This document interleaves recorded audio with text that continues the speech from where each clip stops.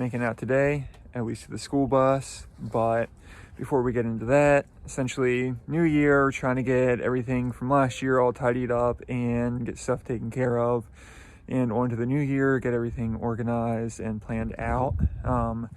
Essentially right now, doing this video because I have not received any of the packages and parts that I've ordered for both the fixed gear and motorcycle. There will be an update for both of those install videos. So yeah, anyhow, today finally was productive and did a whole bunch of little things that I want to do one at a time, because going up to Annapolis is like half an hour away almost. So finally got everything done. We finally own the school bus, finally got the tag or the title switched over to our name. Been putting that off. In the videos from last year, you'll see that we bought this in like May of last year, but wasn't worried about actually getting the title switched over, because I was like, I'll just do that when we get the tags and get the title switch from a CDL to M class.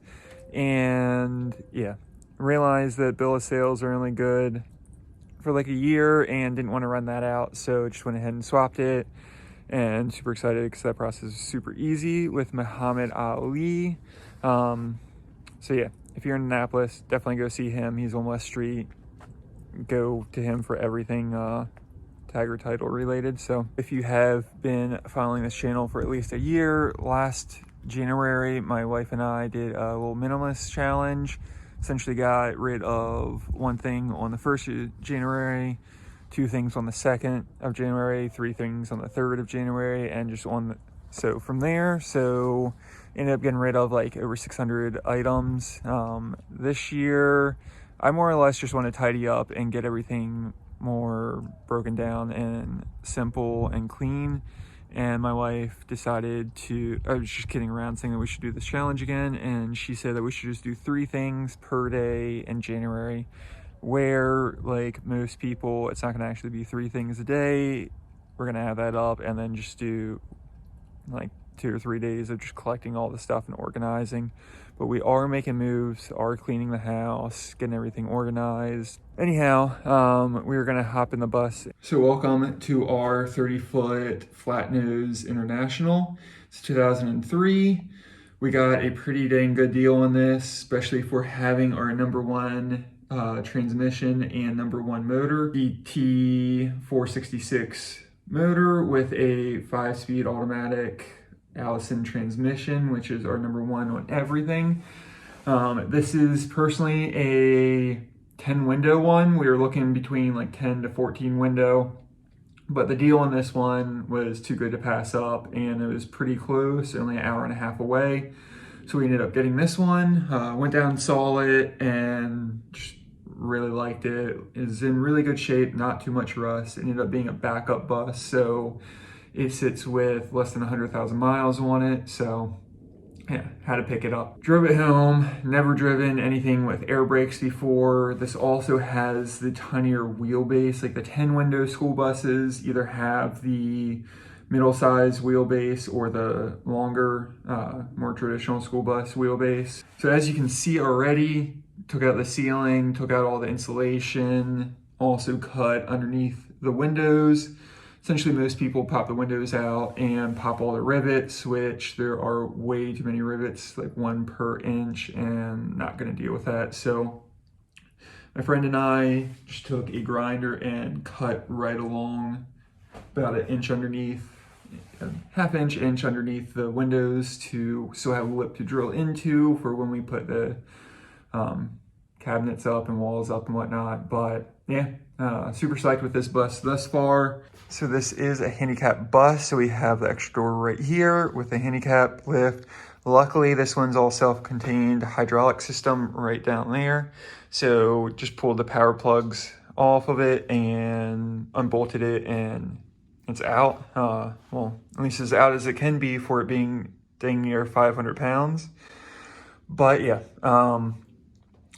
doing the wiring. As you can see, it's hanging. Trying to figure that out right now, what we do need, what we don't need. Trying to figure out what is legal for us to have wired up and what not. Most of the things we are just gonna take out and make it basically a shell.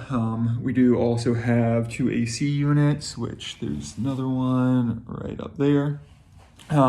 Taking these out just because we're not gonna be worried about trying to switch all the wiring for when the bus is not actually running and to have everything work. Most people that we've seen online have just taken them out and basically had a shell. Other people say that they basically just use it for driving purposes where we're not too worried, because being on wheels, we are going to aim to not really be anywhere where it's too hot or too cold. So, yeah, I don't know. Super fun to drive. That I've never driven anything with air brakes, and driving this up an hour and a half was actually quite a bit of fun, and it was right around DC, so a lot of traffic and a-hole drivers. But anyhow, most exciting news about the bus in the last week is I have talked my wife into letting me keep the motorcycle inside the school bus. So we're reorganizing how we are going to do the layout right now, but we are going to put the living in the back. So essentially when we're actually at spots, we're going to be able to use this door and this door and build like a patio around. That's more or less for our home base in upstate New York in the future. But yeah, I'm going to use this door, make a fold out motorcycle ramp where I can just essentially ride it right in here and hook it up or strap it in and whatnot for when we are traveling. But when we are stopped at a location for a couple nights or something, I can just roll it out, and that will be my transportation to get us to like the market or something, well, to get myself to the market or something for some quick things. And yeah, we'll actually be able to keep it inside, so my OCD-ness with having everything locked and safe and secure will work for us going and hiking and being in spots that we don't know. So anyhow, super stoked on that. Gonna work with her, figure out what the layout's gonna be. Gonna make the bed up towards the front now and have it fold up so we can have a full walk through the bus. Should be getting those parts. Super bummed that can't do the install on the motorcycle when you guys are seeing this one, because I ordered parts from Revzilla and they are up in Philly, which is like 2 hours for me, and it's been almost a week and my parts have not been shipped out yet, so not psyched on that. Something else, I have no clue when it's going to be here other than I got a 4-week lead out time, which should be this week, which I'm excited to get that part, and then getting some grips to finish out how I'm gonna have the fixed gear set up now, and then gonna do an update on that. Probably not gonna do a full bike check on that because most of it's the same, but we'll make a video, show you guys how it sits right now, how it's going to be, and I am actually really digging it. I can't believe it took this long for me to have this set up, and yeah. Let me know if you guys are going to do any cleaning or like minimalist challenge stuff like my wife and I are doing. I personally hate having a bunch of purposeless stuff. So I like everything that I have meaning and being used quite a bit. So that's why we are organizing and downsizing, obviously, to live in a bus and travel. Can't have too much stuff. But yeah, if you guys like this video, give me a thumbs up. If you guys have any questions or comments, leave them down below. And yeah, subscribe, and I'll see you guys next time.